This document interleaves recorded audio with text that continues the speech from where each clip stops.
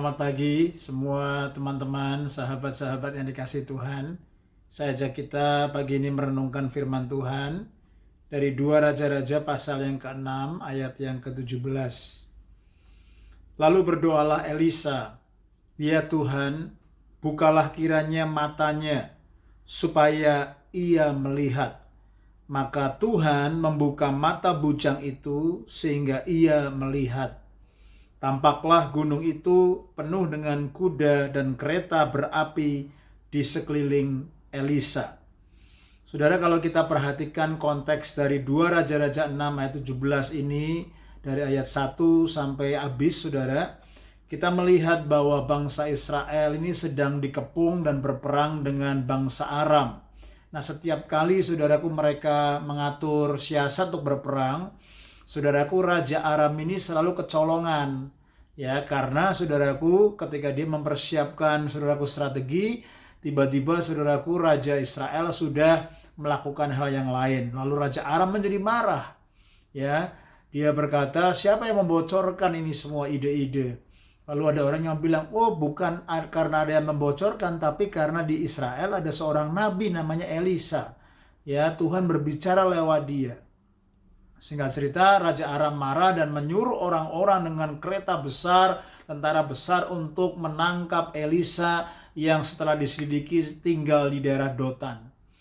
Nah, bujang Elisa, saudaraku, ketika dia keluar dari rumahnya, dia begitu takut, kaget, karena melihat pasukan tentara dan kereta yang begitu besar dan banyak sudah mengelilingi dan mengepung untuk menangkap Nabi Elisa.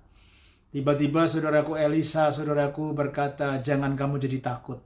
Lalu Elisa berdoa kepada Tuhan, Lord, buka matanya. Apa artinya saudara? Bujang Elisa sudah memiliki mata secara jasmani. Tetapi Tuhan, saudaraku, membuka mata saudaraku rohaninya lewat doa seorang hamba Tuhan, yaitu bernama Elisa. Supaya mata rohaninya terbuka untuk melihat bahwa saudaraku ada mata rohani yang jauh bisa melihat saudaraku hal-hal yang tidak tampak oleh mata secara jasmani. Dan akhirnya bujang Elisa bisa melihat ternyata yang menyertai mereka jauh lebih besar, yaitu saudaraku ada kuda dan kereta berapi di sekeliling Elisa. Nah, apa pentingnya memiliki mata rohani untuk melihat, saudara? Kita penting untuk memiliki mata rohani untuk melihat kehidupan ini. Karena yang pertama untuk spiritual discernment dan spiritual insight. Kita adalah manusia rohani. Itu sebabnya kita harus minta Tuhan membuka mata rohani kita. Sehingga kita bisa membedakan, saudaraku, mana kehendak Tuhan atau keinginan daging kita. Apa yang menjadi rencana Tuhan di tengah-tengah segala situasi yang sedang Tuhan hadapkan di tengah-tengah kita. Lalu yang kedua, untuk spiritual growth dan spiritual vitality. Ya, kalau rohani kita mau sehat, mau kuat, dan mau bertumbuh, maka dibutuhkan saudaraku spiritual eyesight, mata rohani yang bisa melihat jauh ke depan. Untuk memperhatikan apa yang tidak kelihatan. Karena yang terlihat itu bernilai saudaraku sementara, tetapi yang tidak kelihatan itu justru yang bernilai kekal. Itu sebabnya penting buat kita untuk kita terus saudaraku berserah, mentaati Tuhan, dan akhirnya saudaraku kita boleh memiliki cara pandang yang ilahi seperti Tuhan melihat.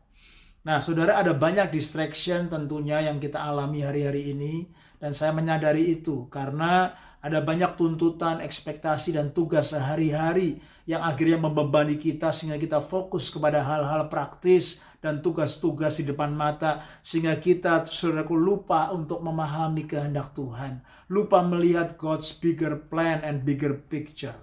Lalu yang kedua adalah humanistic approach kita. Sebagai manusia kita lebih berfokus kepada jasmani daripada rohani.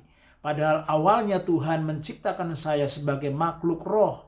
Karena dosa akhirnya saudaraku roh, begitu saudaraku menjadi saudaraku list yang terakhir, dan kita begitu duniawi dan begitu kedagingan, sehingga akhirnya secara natur dosa manusia kita lebih berfokus kepada hal yang fisikal. Lalu saudaraku, apa yang menjadi distractionnya? Yang ketiga, karena dosa dan keterpisahan dengan Tuhan. Kalau kita saudaraku hidup dalam dosa, tidak mengenapi saudaraku rencana Allah, maka ketika saudaraku kita terpisah daripada Allah, kita tidak sedang berjalan dalam kehendak-Nya. Dan itu adalah, saudaraku, membawa kita kepada kebutaan rohani. Ada banyak orang tetap menjadi Kristen tetapi mata rohaninya buta dan sudah sangat dipengaruhi oleh, saudaraku, cara pandang yang sangat-sangat duniawi. Itu sebabnya kita perlu regain lagi the spiritual eyesight untuk kita melihat who is God in our life. Untuk kita memahami siapa Tuhan dalam hidup kita. Mari berdoa supaya Tuhan open the eyes of our heart. Membuka mata rohani kita. Mata, saudaraku, secara rohani untuk bisa melihat kehendak Allah. Melihat, saudaraku, kemauan Allah.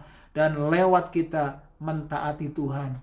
Kita lewat, saudaraku, mentaati firman-Nya. Maka saya percaya Tuhan akan membawa kita kepada mata rohani yang terbuka.